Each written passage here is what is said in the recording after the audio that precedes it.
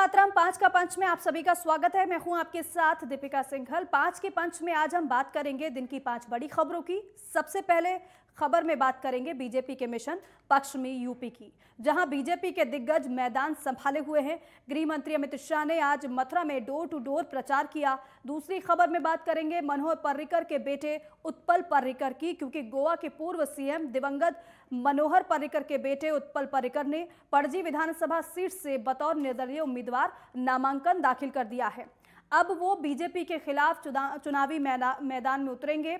और तीसरी खबर में बात करेंगे राजधानी दिल्ली की, जो अब कर्फ्यू मुक्त हो चुकी है, क्योंकि डीडीएमए ने बैठक के बाद दिल्ली वालों को बड़ी राहत दी है, जिसके बाद वीकेंड कर्फ्यू को हटा दिया गया है। चौथी खबर भी राजधानी दिल्ली से है, जहां अब जगह जगह तिरंगा झंडा फहराया जाएगा और तिरंगे लहराएंगे। दरअसल लोगों के अंदर देश प्रेम की भावना को जगाने और आज़ादी के 75 साल का जश्न मनाने के मकसद से दिल्ली में अलग अलग जगहों पर 75 राष्ट्रीय ध्वज लगाए जाएंगे।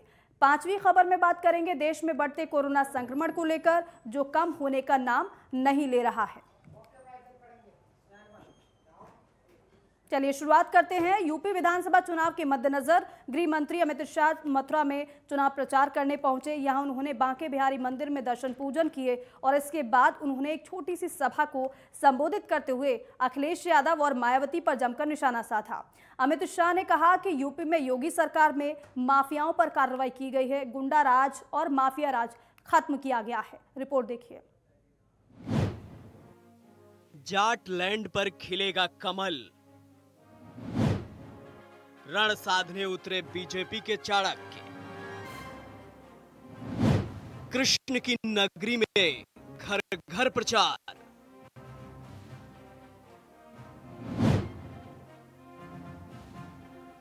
बाईस में फिर होगा बेड़ा पार।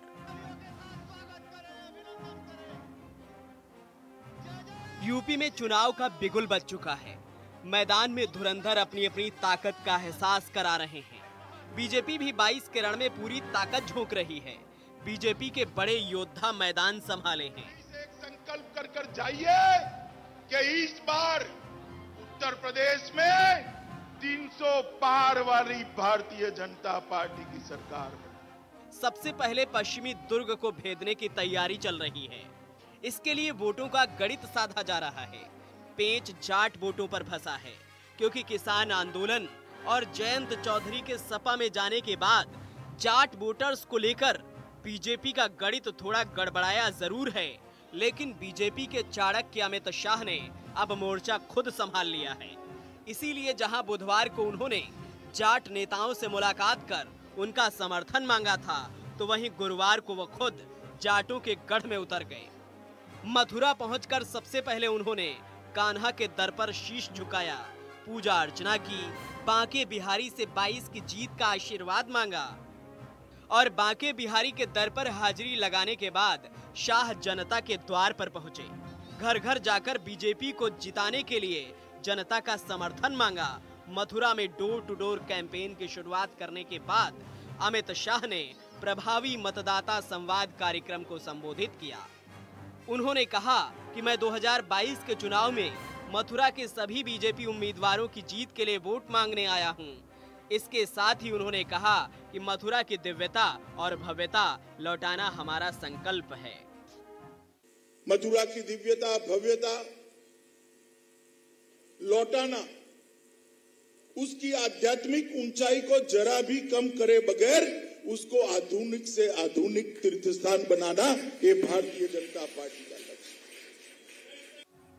मथुरा में अमित शाह ने कहा कि योगी सरकार में डकैती 70% और लूट में 72% की कमी हुई है। इस दौरान उन्होंने अखिलेश यादव पर भी जमकर निशाना साधा। उन्होंने कहा, अखिलेश बाबू के शासन से भाजपा के शासन में डकैती में 70% की कमी हुई है, लूट में 72% की कमी हुई है, हत्या में 29% की कमी हुई है। और फिर शाह ने सपा पर चुन चुन कर वार किए। मित्रों, यहां पर कानून का शासन करने लगाने का काम भारतीय जनता पार्टी की सरकार ने। और अखिलेश बाबू, आप कानून और व्यवस्था का सवाल उठाते हो, जरा चुल्लू भर पानी में डूब मरो, आपको बोलने का कोई अधिकार नहीं। मैं आंकड़े लेकर आया हूं। अखिलेश बाबू, मैं आपको कहना चाहता हूं, मां बहन मायावती जी, मैं आपको कहना चाहता हूं, कल मेरी बात का सार्वजनिक जवाब दीजिए। अखिलेश बाबू के शासन से भारतीय जनता पार्टी के शासन में डकैती में 70% कमी हुई है। कितनी हुई है भाई? और बड़ी खबर आपको बताएं कि ग्रेटर नोएडा पहुंच चुके हैं गृह मंत्री अमित शाह। तुगलपुर गांव में घर घर प्रचार करेंगे गृह मंत्री Amit Shah. Door to door प्रचार किया जाएगा। 10 विधानसभा सीटों के कार्यकर्ताओं से संवाद गृह मंत्री अमित शाह करेंगे। तो डोर टू डोर कैंपेन और चुनावी दम भरा जा रहा है भारतीय जनता पार्टी की तरफ से। तस्वीरें भी अब सामने आ गई हैं, वो आपको दिखा रहे हैं। लाइव तस्वीरें इस वक्त ग्रेटर नोएडा से हम आपको दिखा रहे हैं। तुगलपुर गांव में गृह मंत्री अमित शाह पहुंच चुके हैं और देखिए भारी भीड़ वहां पर समर्थकों की, कार्यकर्ताओं की आपको नजर आ रही है। और गृह मंत्री अमित शाह हाथ में जो पेपर लिए हैं, जो उनकी पार्टी का संकल्प है, जो उनकी पार्टी की तरफ से वादे किए जा रहे हैं, वो इस पेपर में है। और इस पेपर को वितरित गृह मंत्री अमित शाह कर रहे हैं कि हमारी पार्टी की तरफ से क्या काम किया गया है और क्या काम किया जाना बाकी है। दावे और वादे तमाम किए जा रहे हैं। Door to door campaign. अब मथुरा के बाद ग्रेटर नोएडा गृह मंत्री अमित शाह पहुंच चुके हैं। पक्ष में यूपी की कमान एक बार फिर से गृह मंत्री अमित शाह ने अपने हाथों में ले ली है। राजकुमार मेरे सहयोगी हमारे साथ सीधे जुड़ गए हैं, उनका रुख करेंगे। राजकुमार, गृह मंत्री अमित शाह को हम देख रहे हैं ग्रेटर नोएडा में पहुंच चुके हैं वो। बिल्कुल दीपिका, वही गीता सागर जो पार्टी की आम कार्यकर्ता है, उसके दरवाजे पर पार्टी के गृह मंत्री और वरिष्ठ कार्यकर्ता पहुंच गए हैं। और वो एक मैसेज है, उनके साथ दादरी के विधायक तेजपाल नागर भी हैं। और वो कहीं ना कहीं एक ये मैसेज देना चाहते हैं तमाम जो की वोटर हैं और जो बड़े नेता हैं, उन बड़े नेताओं को इस जो कैंपेन है, इस कैंपेन में यहाँ गीता सागर के घर जाते हुए हटा दिया गया है। और उन सारे कार्यकर्ताओं को जहाँ पर शारदा यूनिवर्सिटी में जो कार्यक्रम होना है वहाँ जाने के निर्देश दिए गए हैं। और अगर देखा जाए तो एक आम कार्यकर्ता का मनोबल बढ़ाने के लिए अमित शाह यहाँ पर आए हैं। गृह मंत्री की मौजूदगी कहाँ पर है देना चाहते क्योंकि कई विधानसभाओं में उनको जाना है। विधानसभा बेसिकली जो 10 विधानसभा क्षेत्र हैं, ये दादरी विधानसभा क्षेत्र का हिस्सा पड़ता है। जो जनपद गौतम बुद्ध नगर और बुलंदशहर के जो 10 जो विधानसभा सीटें हैं, उनके कैंडिडेटों को शारदा यूनिवर्सिटी में बुलाया गया है। इसके अलावा जितने की वोटर हैं उनको भी बुलाया गया है। यहाँ से अमित शाह 3 सत्र में उन कार्यकर्ताओं को संबोधित करने का काम करेंगे और संबोधित करके उनको टिप्स देने का काम करेंगे। उसके बाद सड़क मार्ग से सीधा दिल्ली जाने का उनका कार्यक्रम है। और ये जो दौरा है, इस दौरे को कई मायनों में बहुत अहम माना जाना चाहिए। और आम कार्यकर्ता का मनोबल बढ़ाने के साथ साथ पार्टी का प्रचार करने के लिए वो पहुंचे हैं। और जनपद गौतम बुद्ध नगर की चाहे दादरी विधानसभा सीट के बारे में एक और जानकारी अपने दर्शकों को दे दें। दादरी विधानसभा सीट जो है वो गुर्जर समुदाय की राजनीतिक राजधानी के तौर पर मानी जाती रही है आज़ादी से। और अभी तक केवल एक बार ऐसा हुआ है जब ठाकुर समुदाय की एक महिला थी जो वो विधायक नहीं हो। लगातार गुर्जर समुदाय के जो विधायक हैं वो यहाँ पर बनते रहे। पिछली बार प्रचंड बहुमत के साथ तकरीबन 83,000 वोटों की लीड से मास्टर तेजपाल नागर जीते थे। इस बार भी पार्टी ने उन्हीं पर भरोसा जताया है और वो पार्टी के कैंपेन में है। अब देखना बड़ा दिलचस्प होगा कि इस लीड को वो किस तरीके से बढ़ाते हैं, किस तरीके से। हालांकि 2-1.5 लाख के आसपास कुछ नए वोटर जो है वो बनाए गए हैं इस विधानसभा क्षेत्र में। बिल्कुल राजकुमार, ढोल नगाड़ों की आवाज इतनी ज्यादा है कि आपकी आवाज हम तक ठीक से नहीं पहुंच पा रही। मैं चाहूंगी जरा तस्वीरें दिखाइएगा वहां की। गृह मंत्री अमित शाह लोगों से संवाद कर रहे हैं, लोगों से मिल रहे हैं और उनसे जी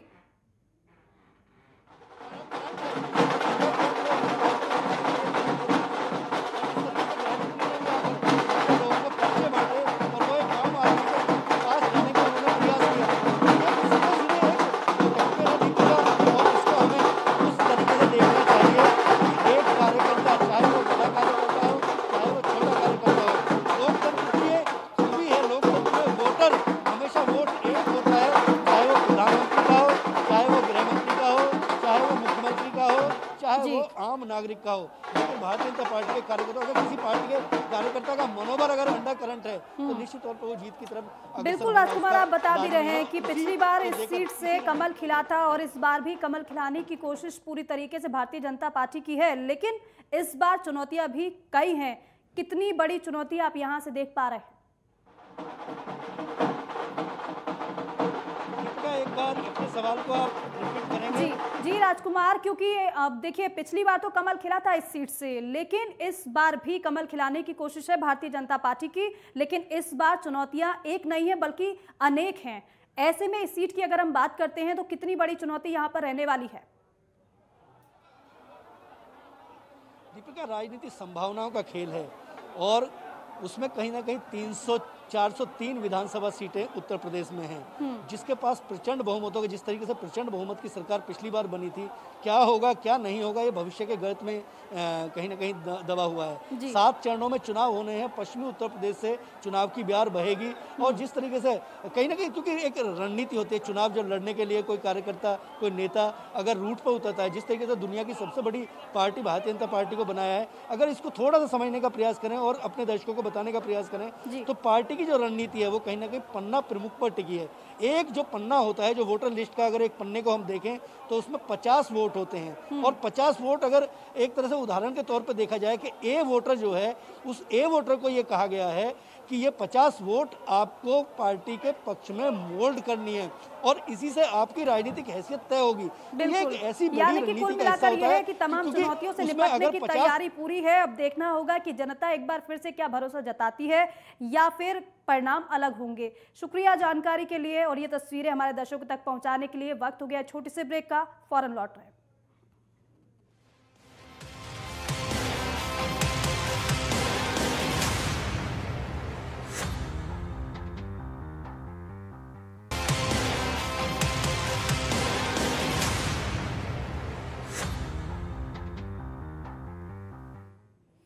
ब्रेक के बाद स्वागत है आप सभी का। आगे बढ़ेंगे। गोवा के पूर्व सीएम दिवंगत मनोहर पर्रिकर के बेटे उत्पल पर्रिकर ने पणजी विधानसभा सीट से बतौर निर्दलीय उम्मीदवार नामांकन दाखिल कर दिया है। नामांकन भरने से पहले पणजी के महालक्ष्मी मंदिर में पूजा अर्चना करने पहुंचे उत्पल ने कहा कि मैं यहां भगवान का आशीर्वाद लेने आया हूं, लेकिन मुझे उम्मीद है कि और मुझे ये भी विश्वास है कि पणजी के लोग मुझे अपना आशीर्वाद जरूर देंगे। देखिए रिपोर्ट। मनोहर पर्रिकर के बेटे उत्पल पर्रिकर ने गोवा के पणजी सीट से नामांकन दाखिल कर दिया है। पिछले कई सालों से लगातार बीजेपी सीट पर काबिज है। गोवा की चुनावी राजनीति में पणजी विधानसभा सीट का अपना एक अलग महत्व रहा है। बीजेपी के कद्दावर नेता मनोहर पर्रिकर पणजी से 1994, 1999, 2002, 2007, 2012 से चुनाव में लगातार जीते और जब 2015 में मनोहर पर्रिकर रक्षा मंत्री बने, पणजी सीट को मनोहर पर्रिकर के राजनीतिक शिष्य सिद्धार्थ कुकलकर ने 2015 के बाईपोल और 2017 के चुनाव में जीता। राजनीतिक परिस्थितियों के मद्देनजर मनोहर पर्रिकर रक्षा मंत्री के पद को छोड़कर फिर से गोवा के मुख्यमंत्री बने। बता दें कि मनोहर पर्रिकर के लिए सिद्धार्थ कुकलकर ने पणजी सीट छोड़ी थी और उपचुनाव में मनोहर पर्रिकर फिर विजयी रहे। लेकिन 2019 में मनोहर पर्रिकर के निधन के बाद के उपचुनाव में कांग्रेस के प्रत्याशी अतांसियो मोन्सेरात विजयी रहे और बाद में वे बीजेपी में शामिल हो गए। बाबूश मोन्सेरात के खिलाफ अभी एक नाबालिग के साथ बलात्कार का मुकदमा और 2008 में पणजी थाने पर हमला करने का मुकदमा चल रहा है। लेकिन बाबूश के खिलाफ चल रहे मुकदमों को नजरअंदाज करते हुए बीजेपी ने इस बार भी बाबूश को टिकट दिया है। वहीं बाबूश मोन्सेरात ने भी नामांकन कर दिया है। मनोहर पर्रिकर के बड़े बेटे उत्पल पर्रिकर इस बार अपने पिता के पारंपरिक सीट पणजी से बीजेपी के टिकट पर चुनाव लड़ना चाहते थे, लेकिन टिकट नकारे जाने की वजह से नाराज उत्पल पर्रिकर ने बीजेपी की प्राथमिक सदस्यता से इस्तीफा देकर इंडिपेंडेंट कैंडिडेट के तौर पर पणजी से चुनाव लड़ने का ऐलान कर दिया। शिवसेना नेता संजय राउत ने पणजी सीट से शिवसेना के उम्मीदवार के तौर पर पूर्व आरएसएस नेता सुभाष वेलिंगकर के बेटे शैलेंद्र सुभाष वेलिंगकर के नाम की घोषणा की, लेकिन साथ ही कहा कि अगर उत्पल पर्रिकर निर्दलीय उम्मीदवार के तौर पर पणजी से चुनाव लड़ते हैं तो शिवसेना अपना उम्मीदवार वापस ले लेगी और उत्पल को सपोर्ट करेगी।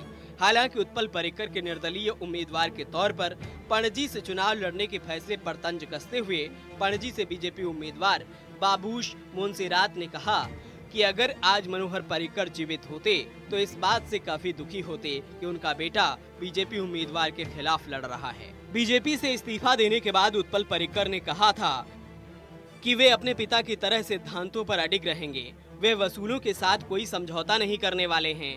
वहीं बीजेपी की माने तो उनकी तरफ से उत्पल को 2 सीटों का मौका दिया गया था,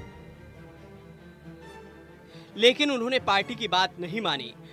अभी बीजेपी ने पणजी से मौजूदा विधायक अतनासियो मोंटेसेरेट को दोबारा मौका दिया है। मनोहर पर्रिकर के निधन के बाद से वे इस सीट को संभाल रहे हैं। ऐसे में फिर उन्हीं पर बीजेपी ने अपना दांव खेला है।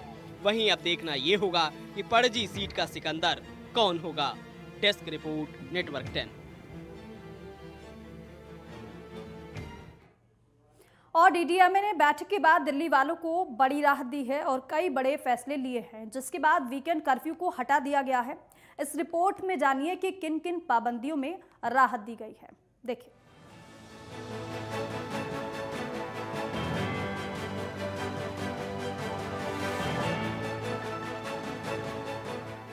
डीडीएमए की बैठक के बाद दिल्ली वालों को काफी राहत मिली है, क्योंकि अब दिल्ली में कोरोना के तहत लगी पाबंदियों में छूट दे दी है, जिसमें वीकेंड कर्फ्यू को खत्म करना भी शामिल है। साथ ही शादी समारोह में लोगों की संख्या को भी बढ़ा दिया गया है। दरअसल दिल्ली में कोरोना के केस कम होने लगे हैं। पिछले 24 घंटे में दिल्ली में कोरोना के 7,498 नए मामले सामने आए हैं, जबकि 29 लोगों की मौत हो गई है। वहीं बुधवार को दिल्ली में कोरोना के 5,760 केस दर्ज किए गए थे, जबकि 30 लोगों ने दम तोड़ दिया था। ऐसे में दिल्ली सरकार ने कुछ प्रतिबंधों को हटाने का फैसला किया है। कोरोना के घटते मामलों के साथ ही दिल्ली में प्रतिबंधों को कम करने की मांग हो रही थी। ऐसे में दिल्ली आपदा प्रबंधन प्राधिकरण ने अहम बैठक बुलाई थी। बैठक में वीकेंड कर्फ्यू हटाने समेत कुछ पाबंदियों को कम करने का फैसला लिया गया है। हालांकि दिल्ली में नाइट कर्फ्यू रात 10 बजे से सुबह 5 बजे तक जारी रहेगा। आइए आपको बताते हैं कि डीडीएमए ने कितनी छूट दी है, कहां मिली राहत। राजधानी में वीकेंड कर्फ्यू हटा दिया गया है। दिल्ली में अभी तक शुक्रवार रात 10 बजे से सोमवार सुबह 5 बजे तक वीकेंड कर्फ्यू लागू रहता था। इसके अलावा अब 50% क्षमता के साथ सिनेमा हॉल खुल सकेंगे। शादी समारोह में भी 200 लोगों के शामिल होने पर छूट मिलेगी। अभी सिर्फ 15 लोगों के शामिल होने की अनुमति थी। Cinema hall, gym, entertainment parks इत्यादि 50% क्षमता के साथ खुलेंगे। गैर जरूरी वस्तुओं की दुकानों के लिए ऑड इवन सिस्टम को खत्म कर दिया गया है। रेस्टोरेंट और बार 50% क्षमता के साथ चलेंगे। ये प्रतिबंध रहेंगे जारी। स्कूल, कॉलेज और एजुकेशन इंस्टीट्यूट बंद रहेंगे। रात 10 बजे से लेकर सुबह 5 बजे तक नाइट कर्फ्यू जारी रहेगा। स्पोर्ट्स कॉम्प्लेक्स और स्विमिंग पूल पर पाबंदी जारी रहेगी। दिल्ली में स्कूल खोलने का फैसला टाल दिया गया है। ऐसे में उन बच्चों और माता पिता को मायूसी जरूर होगी जो स्कूल खुलने का बेसब्री से इंतजार कर रहे हैं। उनका कहना है कि बच्चों की पढ़ाई प्रभावित हो रही है, जिसकी ऑनलाइन मोड से भरपाई नहीं हो सकती। बच्चे भी बोल रहे हैं कि अब तो उन्हें कोरोना वैक्सीन भी लग गई है, तो स्कूल जाने में आखिर दिक्कत क्या है। उनकी दलील है कि ओमिक्रॉन गंभीर लक्षण पैदा करने में सक्षम नहीं है, और वैसे भी दिल्ली में अब रोजाना नए कोरोना केस में तेजी से कमी आ रही है। Bureau report, network 10। और देश की राजधानी दिल्ली में अब जगह जगह तिरंगा झंडा लहराएंगे। दरअसल लोगों के अंदर देश प्रेम की भावना को जगाने और आज़ादी के 75 साल का जश्न मनाने के मकसद से दिल्ली में अलग अलग जगहों पर 75 राष्ट्रीय ध्वज लगाए जाएंगे और लगाए गए हैं। देशभक्ति बजट के तहत दिल्ली में 500 जगहों पर 115 फीट ऊंचे तिरंगे और लगाए जाएंगे।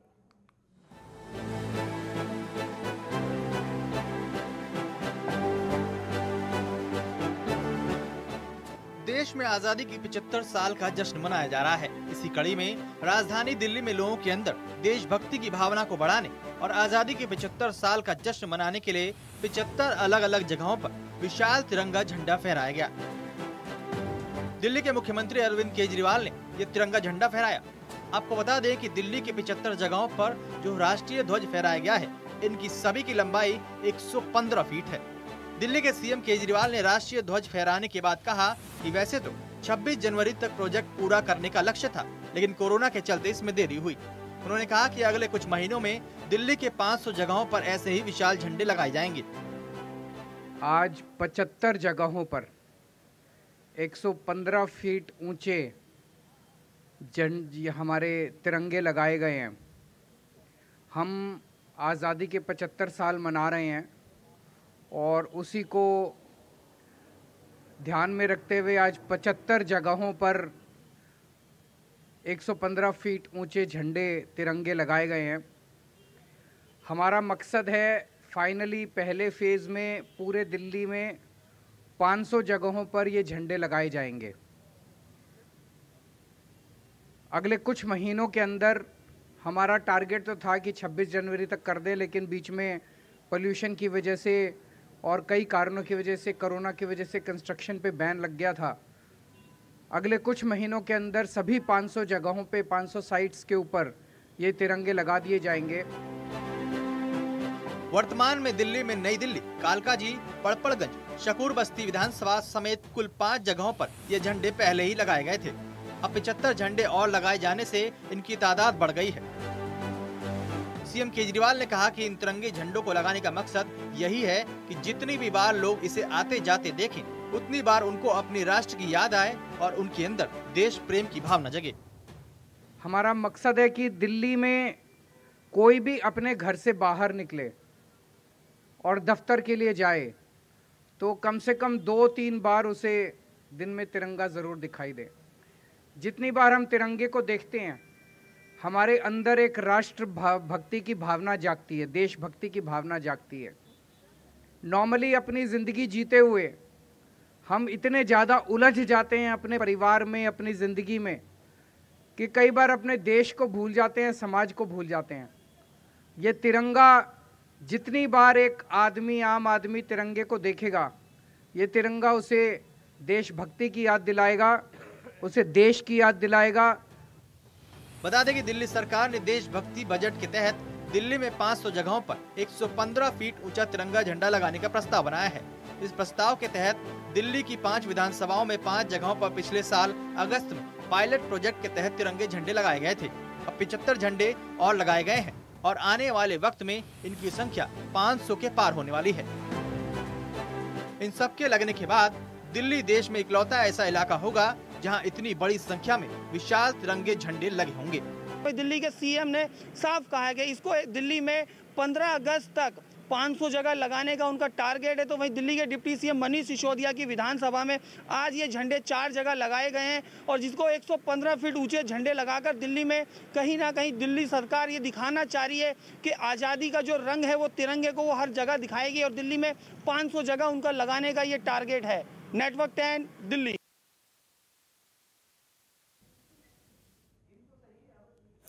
और देश में कोरोना के आंकड़े लगातार बढ़ रहे हैं और पिछले 24 घंटे में कोरोना के 2,86,573 नए मरीजों की संख्या सामने आई है और इसी तरह से लगातार कोरोना के मामलों में उतार चढ़ाव लगातार जारी है। देखिए कोरोना पर यह खास रिपोर्ट।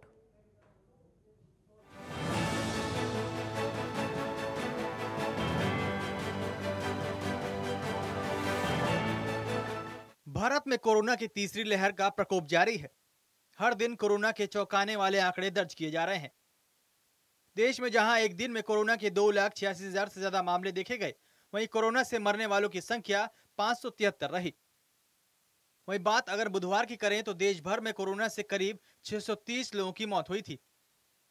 इसके साथ ही बीते शनिवार से लेकर आज तक में कोरोना के मामलों में लगातार उतार चढ़ाव जारी है।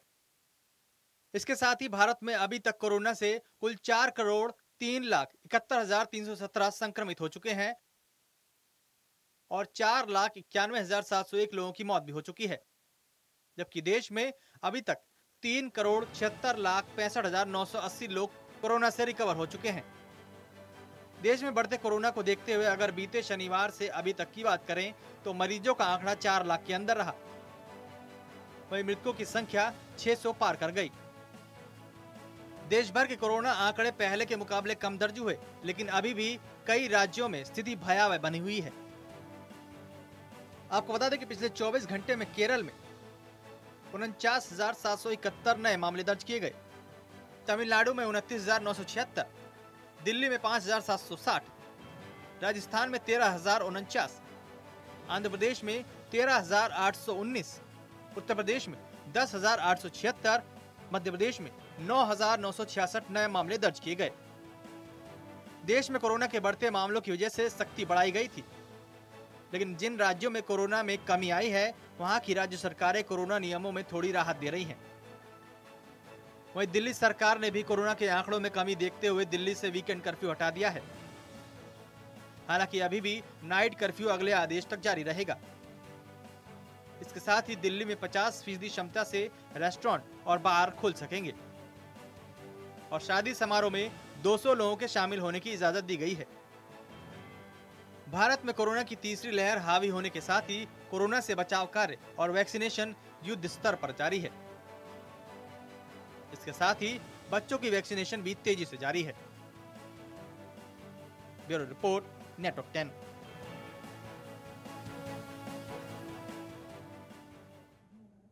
और इसी के साथ ही 5 का पंच में बस इतना ही। आप देखते रहिए नेटवर्क 10। जय हिंद।